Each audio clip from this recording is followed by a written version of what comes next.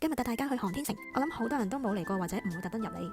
我住喺附近，但係都係第一次過嚟。呢度出名有一間全港最大嘅 Playhouse， 但其實佢仲有一間好靚嘅 cafe。呢個商場咧同亞博館即係相差5分鐘嘅距離。哇，超癲，係冇鋪頭㗎，全部都係吉嘅，基本上冷氣都冇㗎。雖然圍晒板，但佢嘅商場嘅設計都幾高級幾 grand。我搭巴士喺總站落車，上到嚟行7分鐘左右就到咗啦。左邊係連接亞博館嘅天橋，右邊就係我哋要去嘅餐廳啦。佢係銅鑼灣世貿嘅花廚嘅姊妹店花廚 cafe。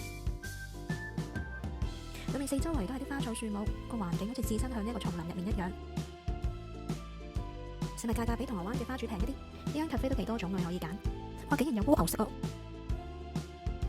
我哋點咗水果茶啦、檸檬茶啦、蔓越莓嘅水果 pizza 同埋香草烤三黃雞半隻。未食過淨水果嘅 pizza，估唔到呢個蔓越莓又幾夾喎，又唔話好酸，口感好 fresh。裡面咧仲有菠蘿、紅酒煮梨同埋黑醋汁，係有驚喜嘅。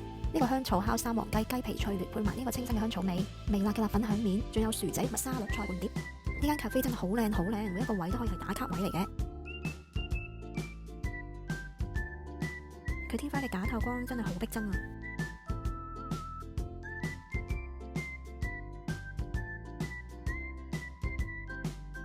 臨走前要記得喺呢個位打卡啊！